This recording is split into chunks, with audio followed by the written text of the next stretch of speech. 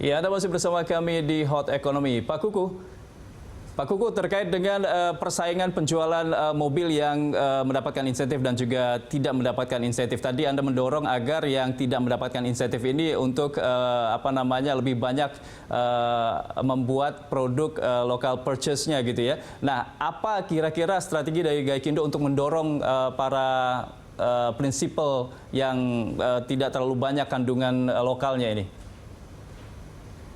Jadi ini adalah kebijakan dari masing-masing prinsipal ya. Jadi bagaimana mereka meningkatkan segmen market mereka. Semakin besar volumenya, maka semakin banyak mereka berniat untuk melokalkan ya. Karena terlalu mahal kalau kemudian itu harus didatangkan dari luar. Dan Indonesia sebetulnya sudah mampu untuk membuat berbagai komponen itu. Dan inilah yang memang menjadi kue yang menarik bagi para prinsipal untuk masuk ke Indonesia karena pasarnya juga besar.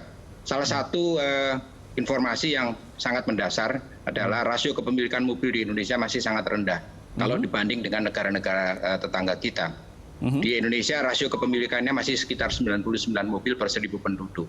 Kemudian di Malaysia yang penduduknya sekitar 27 juta, di Indonesia itu penduduknya 270, lebih banyak ya, 270 juta. Malaysia itu rasio kepemilikannya sudah 490 mobil per 1.000 penduduk. Kemudian Thailand dengan penduduk 70 juta, kepemilikan mobilnya sudah sekitar 240 mobil per 1.000 penduduk. Ini adalah peluang untuk para pemain untuk menjual kendaraannya di sini. Nah, kalau kemudian volumenya meningkat dan kemudian merata di seluruh Indonesia, inilah yang menjadi poin yang sangat menarik untuk para pelaku untuk betul-betul serius menggeluti industri otomotif di Indonesia. Karena industri otomotif tidak bisa hanya untuk hit and run ya, harus long term commitment di Indonesia. Sebab kalau kemudian masuk, kemudian kondisinya nggak menarik, mereka out, mau masuk lagi, mau mulai lagi, udah makin ketinggalan dengan para pemain yang punya komitmen jangka panjang di sini. Inilah yang kita harapkan menjadi dasar pemikiran yang serius kalau memang untuk bergerak di industri otomotif Indonesia. Oke, tapi dari analisa dari Gaikindo sendiri, apa yang menjadi penyebab rasio kepemilikan mobil di Indonesia ini masih sangat rendah, Pak Kuku? Salah satu faktor yang jelas itu adalah GDP kita.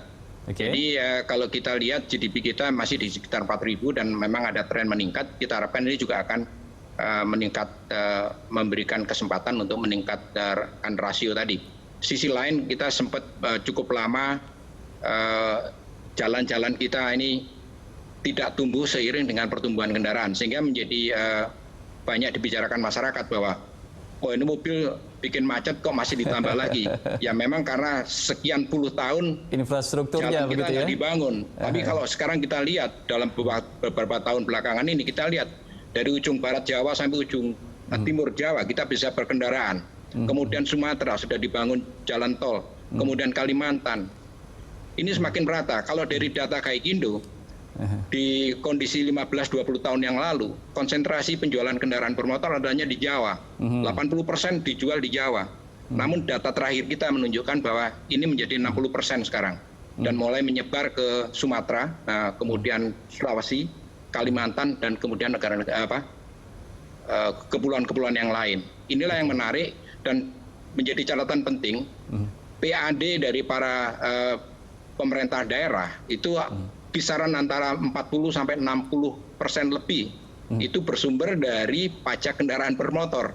Jadi ini menarik kalau kemudian provinsi-provinsi itu juga ikut tumbuh, mereka juga akan PAD-nya juga akan meningkat. Oke, ya bicara mengenai wilayah, untuk insentif pertama kemarin ini wilayah mana yang paling banyak penjualannya, Pak? Kalau mengenai wilayah kita belum masuk datanya, tapi selama ini ranking pertama, kedua itu masih di Pulau Jawa. Masih di Pulau Jawa, Ya, jadi Jawa Barat kemudian diikuti oleh DKI, itu ganti-gantian. Jakarta, DKI, kemudian diikuti oleh Jawa Timur, Jawa Tengah, Banten, baru yang lain-lain. Oke, artinya dengan masifnya pembangunan infrastruktur di luar Jawa juga ini bisa meningkatkan daya beli masyarakat khususnya untuk kendaraan bermotor ini, begitu Pak ya? Betul sekali, infrastruktur. Iya, saya ke Mas Heri. Mas Heri, tadi disampaikan Pak Kuku bahwa ini sebuah peluang ketika rasio kepemilikan kendaraan kita ini masih sangat minim. Nah, kira-kira strategi apa lagi yang harus dilakukan pemerintah agar bisa menangkap peluang ini? Apakah akan memperluas lagi insentif lainnya, begitu menurut Anda? Ya, jadi tadi upaya yang pertama dilakukan adalah kita mengundang prinsipal ya dari negara-negara produsen, gitu.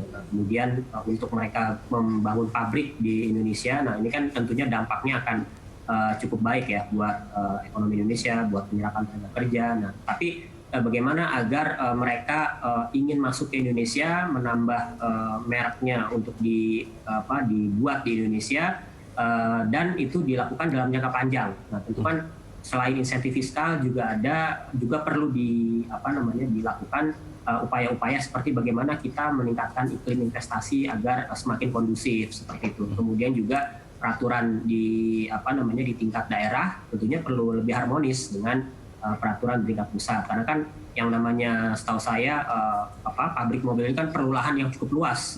Nah, rasanya di pusat kota ini kan sudah tidak mungkin. Jadi mereka pasti akan mencari lahan yang luas di daerah. Nah, tentu saja daerah tersebut harus memberikan gula-gula seperti itu agar investor semakin tertarik untuk masuk. Nah, dengan demikian kan tenaga kerja juga akan semakin banyak terserap, nilai tambah juga akan semakin meningkat, dan yang lebih penting lagi adalah kita bisa meningkatkan peran, atau Indonesia bisa meningkatkan peran dalam global supply chain, di mana saat ini kan yang dikejar bukan kita bisa membuat mobil nasional, tapi bagaimana kita bisa memegang katakanlah beberapa komponen penting yang digunakan di dalam mobil itu diproduksi di Indonesia. Artinya kita bisa menjadi salah satu penentu gitu ya dalam produksi sebuah mobil seperti itu. Nah, jadi ini yang penting menurut saya, kita bisa berkontribusi besar dalam global supply chain. Oke, baik. Terakhir ke Pak Kuku. Pak Kuku, sudah cukupkah insentif yang diberikan pemerintah untuk mendongkrak penjualan mobil tahun ini, atau butuh insentif lainnya? Dan kira-kira proyeksinya ketika sudah diberikan insentif yang cukup ini, di tahun ini seperti apa proyeksi penjualan mobil? Begini, jadi pertama, kita terima kasih sudah diberikan insentif relaksasi PPNBM tahap 1 maupun tahap 2 yang perluasan tadi. Kita evaluasi dulu sebelum melangkah ke berikutnya. Kira-kira apa yang lebih baik. Kalau ini yang perlu dilakukan adalah apa yang kurang, apa yang bisa diperbaiki, bukan kemudian merombak total dan sebagainya. Jadi kita harapkan itu yang dilakukan. Saya pikir nanti Gaikindo juga dengan pemerintah melakukan evaluasi bersama, mana yang bisa berjalan dengan baik, mana yang perlu diperbaiki, nah bisa ditingkatkan dan sebagainya. Mengenai volume, kita perlu melihat dulu data pastinya yang kita harapkan dalam waktu dekat beberapa hari ini kita akan mendapatkan konfirmasi, dan dari sana kita bisa melakukan evaluasi dan kemudian memberikan proyeksi berapa yang bisa kita capai. Tapi secara umum, tadi data sudah disampaikan bahwa penjualan sempat turun dari Januari Februari, yang tadi dari 50 menjadi 49 dan sebagainya. Ya, Februari itu bulannya juga pendek, dan kemudian pada waktu itu sudah muncul wacana bahwa akan ada insentif, sehingga konsumen itu cenderung untuk ngerem. Namun begitu betul insentifnya muncul, dan mereka kemudian langsung bergerak. Ini langsung kan sinyal-sinyal positif gitu lah ya. Nah, ini yang perlu kita pertahankan dan belajar dari perilaku seperti itu, kita bisa bekerja lebih baik lagi. Jadi kita tunggu beberapa hari baru kemudian kita akan bisa menentukan proyeksinya tahun ini seperti apa gitu. Oke, baik, tapi terima kasih. Positif lah. Terima kasih Pak Kuku dan juga Mas Heri sudah bergabung di Hot Economy. Pemirsa, sampai di sini kebersamaan kita dalam Hot Economy. Anda bisa mengirimkan informasi dan saran ke email kami di redaksi @berita1.tv atau follow kami via Twitter, Facebook, YouTube, dan Instagram. Saya Andra Lesmana mewakili seluruh kerabat kerja yang bertugas undur diri. Terima kasih, sampai jumpa.